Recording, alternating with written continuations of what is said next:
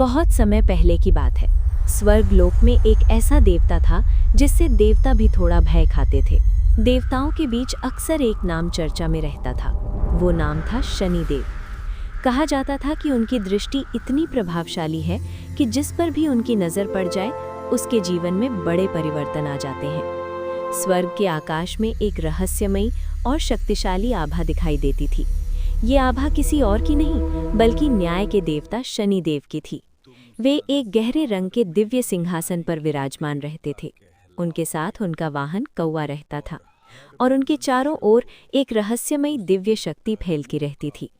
शनिदेव तेजस्वी सूर्यदेव और उनकी पत्नी छाया के पुत्र थे। जब उनका जन्म हुआ तब पूरा स्वर्ग दिव्य प्रकाश से भर गया।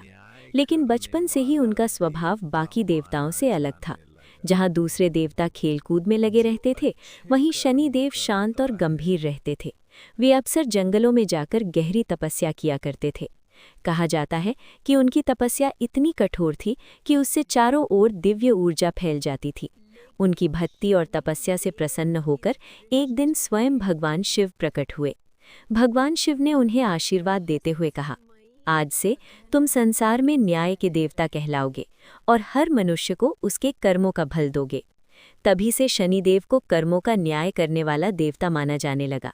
जो अच्छे कर्म करता है उसे वे सफलता, सम्मान और न्याय जरूर देते हैं, और जो बुरे कर्म करता है उसे उसके कर्मों का दंड भी मिलता है।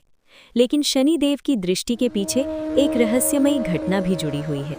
एक बार जब उनकी पत्नी उनसे बात करना चाहती थी, उस समय शनिदेव गहरी तपस्या में लीन थे। पत्नी ने कई बार उन्हें पुकारा, लेकिन उनका ध्यान नहीं टूटा। इससे क्रोधित होकर उनकी पत्नी ने उन्हें श्राप दे दिया।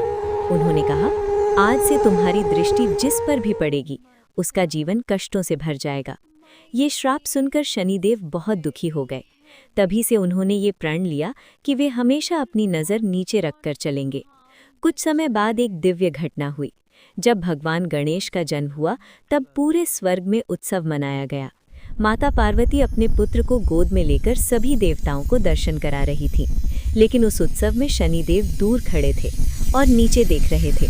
जब माता पार्वती ने उनसे इसका कारण पूछा तब उन्होंने कहा, माता, मेरी दृष्टि बहुत भारी है, मैं बालक को नुकसान नहीं पहुंचाना चाहता। लेकिन माता पार्वती के आग्रह पर जब शनिदेव ने धीरे से अपनी नज़र उठाई तो अचानक एक दिव्य ऊर्जा फैल गई और सब देवता आश्चर्य से देखने लगे। तब तुरंत भगवान शिव ने एक हाथी का सिर लाकर बालक के शरीर से जोड़ दिया। तभी से भगवान गणेश का स्वरूप गजानन के रूप में प्रसिद्ध हो गया।